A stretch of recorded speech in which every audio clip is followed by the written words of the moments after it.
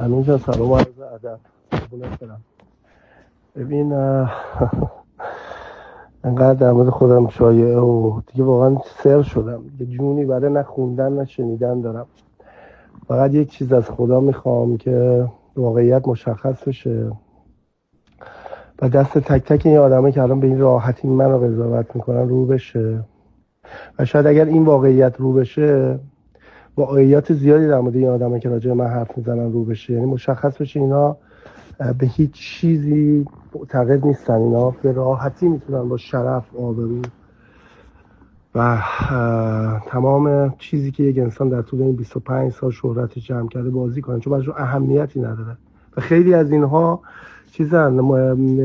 خیلی از اینها دایه دموکراسی و نجات ایران رو دارن و اینش برای من خیلی جالبه و خدا رو شکر این اتفاق افتاد و من دست تک تک اینا برای حداقل من رو شد. من هم همکارای خودم و هم هر کسی که راجبم قضاوت بد میکنه رو به خدا واگذار میکنم و هیچ دفاعی از خودم ندارم، چون میدونم که بالاخره حق به حقدار میرسه. هم به انسانیت خودم هم به حضور خداوند ایمان دارم و تردید ندارم که مثل همیشه حق به حقدار میرسه. و اینم بگم که من خودت منو میشناسی، من بدترین گناه دنیا رو هم بکنم دوست دارم در سیستم قضایی کشور خودم و در پیشگاه مردم خودم قضاوت بشم.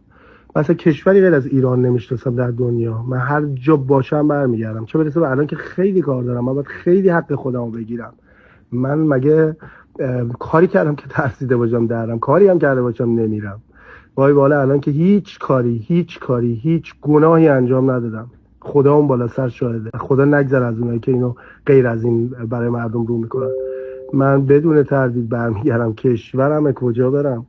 و بعد اینکه خانواده‌مو دیدم برمیگردم و تازه شروع میکنیم به گرفتن حقمون.